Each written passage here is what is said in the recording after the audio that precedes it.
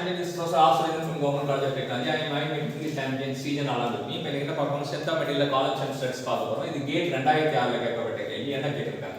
A pin-ended column of length L, modulus of velocity E, and second moment of inertia, second cross section area I is loaded centrally by a compressive load P.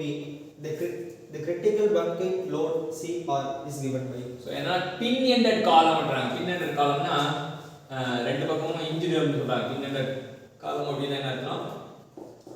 pinned இல்லாட்டி வந்து இன்ஜ்டு ரெண்டுமே ஒண்ணே தான். அப்ப both continued வந்து இன்ஜிடா இருக்குன்னு அர்த்தம். ரெண்டுமே இன்ஜினா ஃபார்முலா என்ன வரும் அப்படின்றது நம்ம கேக்குறாங்க.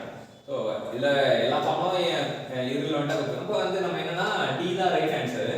ரெண்டு பக்கம் இன்ஜினா வந்து π ஸ்கொயர் EI / L ஸ்கொயர் அப்படின்னு இருக்கு. எப்படி ஞாபகம் வச்சுக்கணும் அப்படின்னா சோ EI-ன்றவன் யாருக்கு தெரியும்? ஃபர்ஸ்ட் EI-னா யாரு? EI ஸ்டாண்டா அது பேரு ஃப்ளெக்சுரல் ரிஜிடிட்டி அப்படி சொல்லுவாங்க. ஃப்ளெக்சுரல் ரிஜிடிட்டி அப்படின்னுவாங்க. ஸோ அவன் ஜோடியா இருக்கிறதையும் நம்ம மனசில் வச்சுக்கணும். EI அப்படின்றது நீங்கள் ஞாபகம் வச்சுக்கலாம். EIனா ஃப்ளெக்சுரல் ரிஜிடிட்டி அப்படின்றது ஞாபகம் வச்சுக்கலாம். அது ஜோடியா இருக்கும் ஞாபகம் வச்சுக்கலாம். அப்புறம் மேலேயும் ஒரு ஸ்கொயர் டேம் கீழேயும் ஒரு square term π square / L square. இதில் வந்து லென்த் வந்து என்னன்னா ஒரிஜினல் லென்த் வந்து இதில் வந்து லென்த் அதோட ஒரிஜினல் லென்த் தான் கொடுத்துருக்காங்க. ஸோ ஒரிஜினல் லென்த் வந்து L அப்படின்றது தெரிஞ்சுக்கலாம். ஸோ இந்த என்னன்னா இது எப்படி கண்டுபிடிப்பாங்க அப்படின்னா ஜெனரலாக வந்து π ஸ்கொயர் EI / L ஸ்கொயர் அப்படின்னா எல்லாத்துக்கும் காமனான ஃபார்முலா வந்து π ஸ்கொயர் EI / LE ஸ்கொயர் அப்படின்வாங்க. π ஸ்கொயர் EI / LE ஸ்கொயர் அப்படின்றது சொல்லுவாங்க.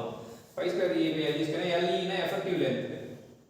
எஃபெக்டிவ் லென்த்னா பக்லிங் லென்த் அப்படி சொல்லலாம். அப்ப இந்த L இங்க இந்த கண்டிஷனுக்கு ரெண்டு பக்கம் இன்ஜிடு அப்படின்னா என்னன்னா effective length equal to original length. இதுதான் கண்டிஷன். எஃபெக்டிவ் லென்த் வந்து ஒரிஜினல் லென்த் ஈக்குவலா இருக்கனால அப்ப π ஸ்கொயர் EI / L ஸ்கொயர் அப்படின்னு ஞாபகம் வச்சுக்கலாம். ஸோ EI வந்து ஃப்ளெக்சுரல் ரிஜிடிட்டின்றதை மறக்காம ஞாபகம் வச்சுக்கணும்.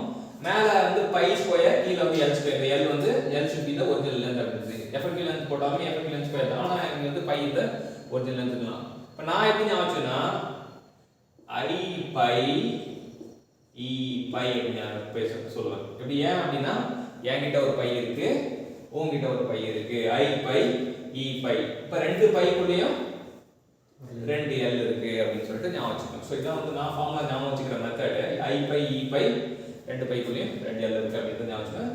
ஸோ இது வந்து இன்ஜின் கண்டிஷனுக்கு இந்த இன்ஜின் கண்டிஷனுக்கு இது யூஸ் பண்ணலாம். இது இல்லாமல் வேற என்ன கண்டிஷன் இருக்குன்னு அடுத்த கொஸ்டின்ல பார்ப்போம்.